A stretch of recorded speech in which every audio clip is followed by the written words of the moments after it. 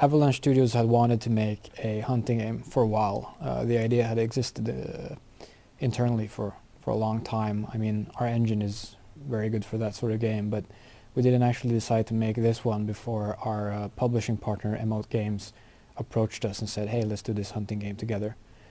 It is different from other hunting games. It's low-paced, it's not, you know, some sort of 3D version of Duck Hunt. The idea was to try to simulate real hunting as well as we possibly could.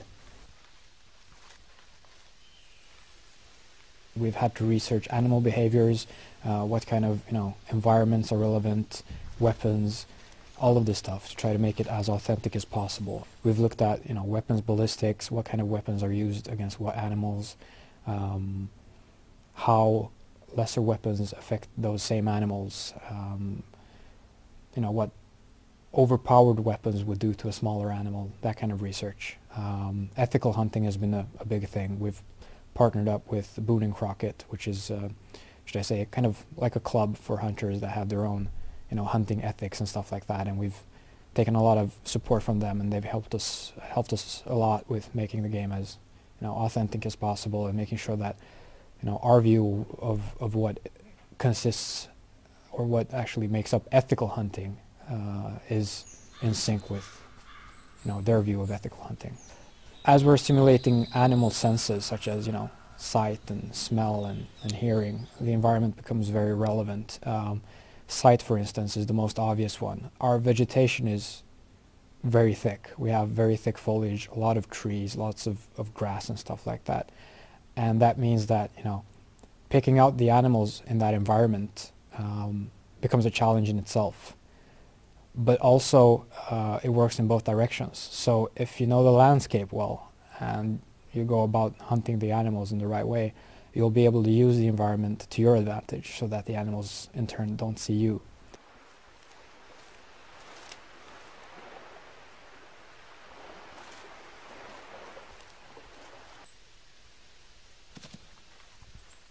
Now the HunterMate device is sort of like a combined GPS and tracking device rolled into one. It is a bit sci-fi. I mean, it does have some, you know, magical skills. It can do some stuff that, you know, you can't really imagine an electronic device doing.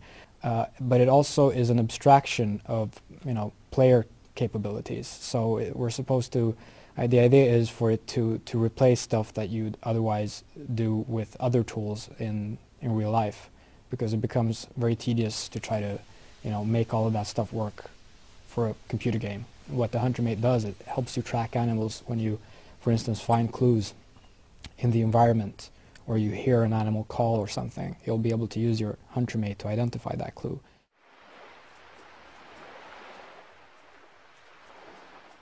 We take a lot of help from the hunting community and beta testers who are actually, you know, good hunters, many of them, and, you know, ask them, like, in their experience, which animal relies mostly on which sense.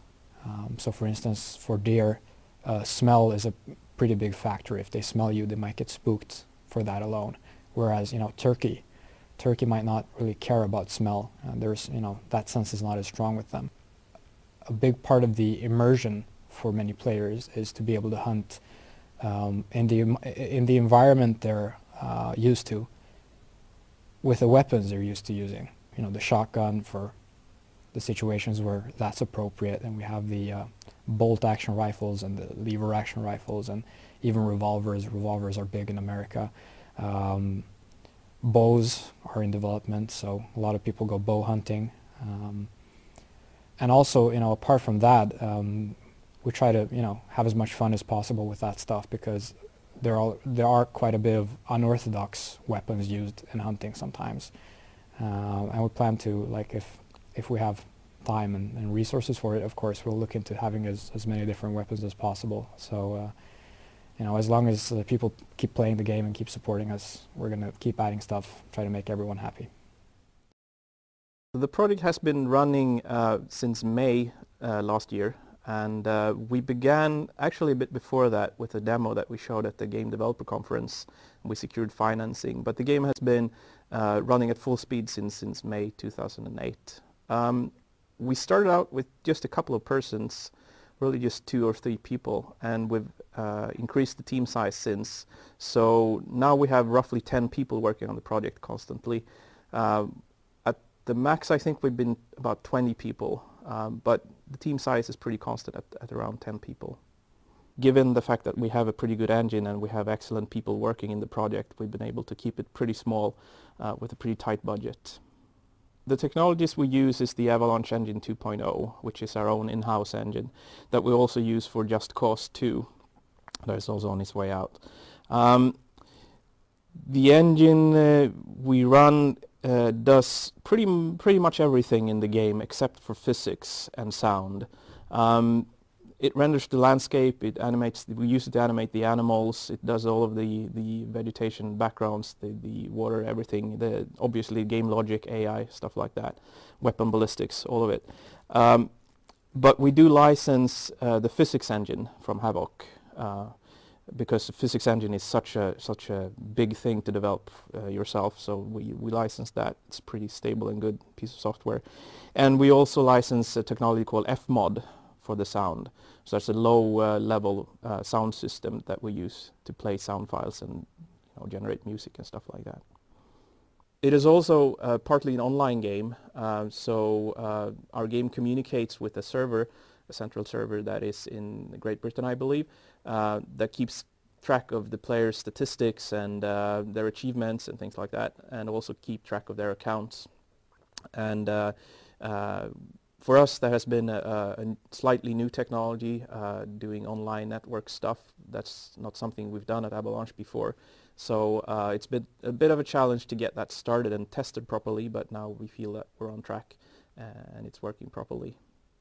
There was also quite a bit of challenge involving the animals themselves. We've set the bar quite high, both for animation, modeling, texturing, and also behaviors. So we're trying to simulate a couple of hundred animals at a time, which means that we have to be fairly efficient in our AI algorithms, and we have to rewrite the AI a fair amount to get that to run. But now we do have a couple of hundred animals live in the game at once. Stereo sounds that act as a kind of a backdrop playing around the player's head, and those sounds are just normal ambience is recorded with the stereo microphone, like wind through trees, for instance, you have in the forest, and you have a lot of cicadas out on the fields. Down at the waterside, you have just stereo recordings of waves going, flushing up and down. And on top of that, you have a system where you place a couple of sounds around the listener at a specific point spatially. So whenever you turn or move forward or whatever, you kind of you move in relation to the actual sounds, so you just don't push a stereo recording ahead of you, but you have a sound, you kind of move through the environment sounds, so you get a feeling of moving actually through the environment. When you move closer into the sounds, they get more and more crisp and clear. So we have, for each sound you have 2 recordings, one which is close recording of say a bird, and then you have a recording say 20 meters away from the bird, so you crossfade between those 2, so you get the feeling of the spatially environment from those sounds as well. So you have both the relation in distance when you move and the actual sound itself that kind of establish a spatial environment around the player. So it's kind of a complicated system, but it works.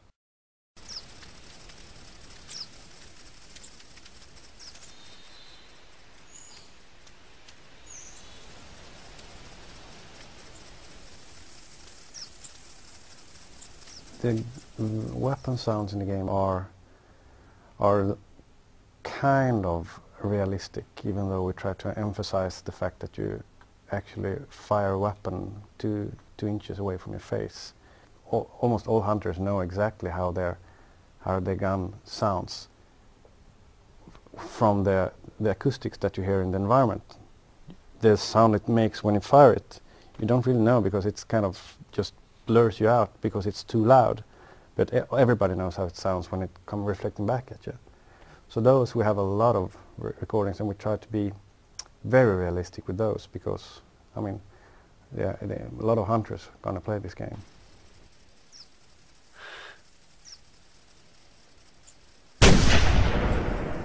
The animal sounds were created mostly by using callers, commercial callers that emulate the sounds. Some of them are recorded and used from libraries and stuff, but mostly they are actually callers. Strange instruments looking like well, clarinets made of tubes and rubber and stuff like that.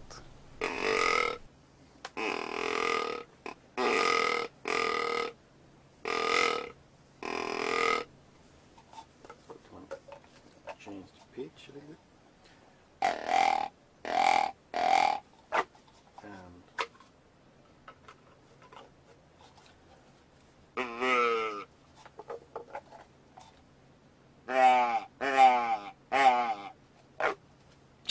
The game has a dynamic weather system, so as well the sun. So the sun moves from dusk to dawn and even night. I can show you here in game right now. So you see the time of day there, and this is early morning, and then going up to noon to evening, and all this affects gameplay as well.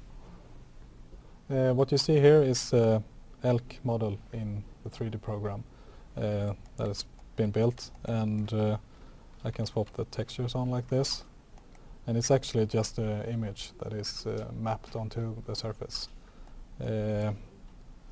Also the animation department applies movements to this.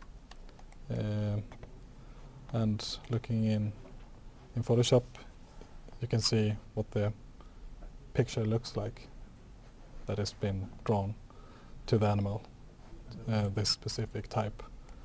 And this kind of awkward looking picture is actually a normal map that shows the surface direction of the skin on the animal to help fake lighting, so it looks much more high detail than it actually is in game. I can show you the editor we use here at Avalanche. It's an in-house editor that we use to create the games with. And looking at this, you will see the island that the game takes place at, and it's pretty straightforward. I can show you how we can change the terrain. It's just by like painting like this, and you will raise the terrain. And for this I applied a forest material, so just hitting enter will add trees to it. And all those rules are defined in the material itself. So for example, we can have a forest material, and I can show you what the world looks like from above. So this is the island you start to play on. Those two here, they are connected. And in the future we'll be able to unlock this big island. And it's really massive.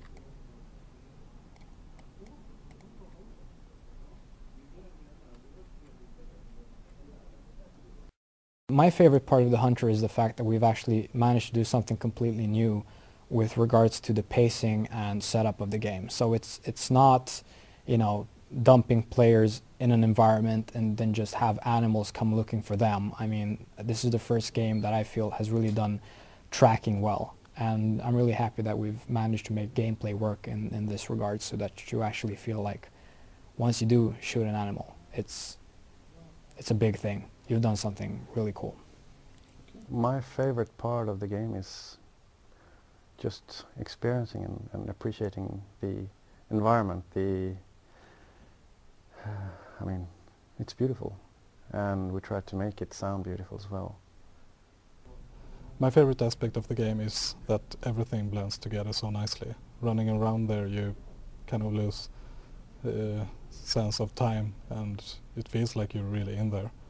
And I've been playing a lot of games, but I must say this is a must to try. Well, my favorite part of the game is the feeling of stalking an animal and tracking it, and then preparing for a shot and firing some at the animal and then get that perfect shot is a great feeling, and I really do think that's something we have that feels unique.